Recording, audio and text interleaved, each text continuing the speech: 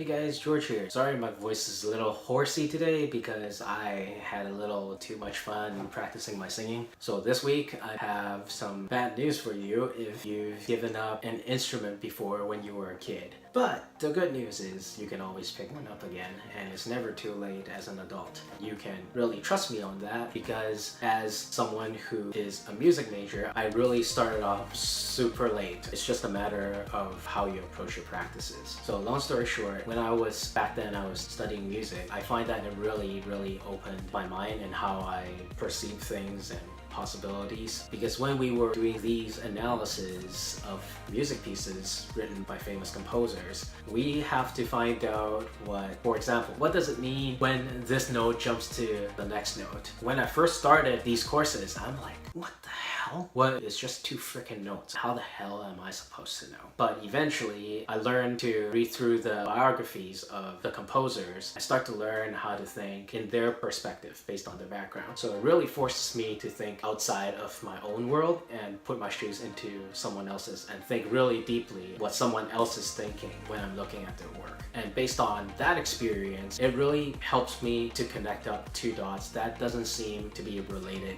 in any way when you first look at it. And what I really think what really separates music from all the other arts is that it also engages your motor sensory system besides the auditory and the visual, right? So you're engaging a lot of different areas of the brain. At the same time, while you're playing the music, you're also engaging your emotion, because that coordination plays such an important role in it. Your left and right brain is more engaged with each other. Basically, your left and right brain is talking to each other much more than it normally would. It gives you more capacity for mindfulness. So from my background in taking music, working at my workplace, when I solve my problems, it becomes a lot easier for me to think, okay, what if I change up the situation a little bit? Maybe the people involved in the issue had different roles. How would they perceive the situation? Or let's say maybe we've been focusing on a certain issue that is actually not the actual issue, and the issue could be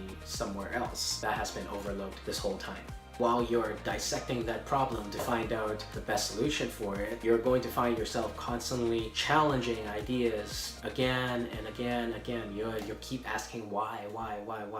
Keep challenging ideas until you find the answer that you are looking for, and where you can be looking for those answers. Which is why I believe that music is something that is fun if it supplements you in thinking outside of the box, and it de-stresses you. Why wouldn't you? So eventually this whole thing developed into self-improvement, mindfulness, to find out more of my potentials, where my limits are, and how I can find my answer. Which is why I believe that music instruments should be a part of everyone's self-improvement routine. So if you ever decide that you want to pick up a new instrument, go ahead and hit the subscribe button, because in my next few videos, I'm going to be diving a little bit more into some tips about guitar and how it can help you a bit with the learning curve. Keep on hunting your dreams, and I'll see you all next time around.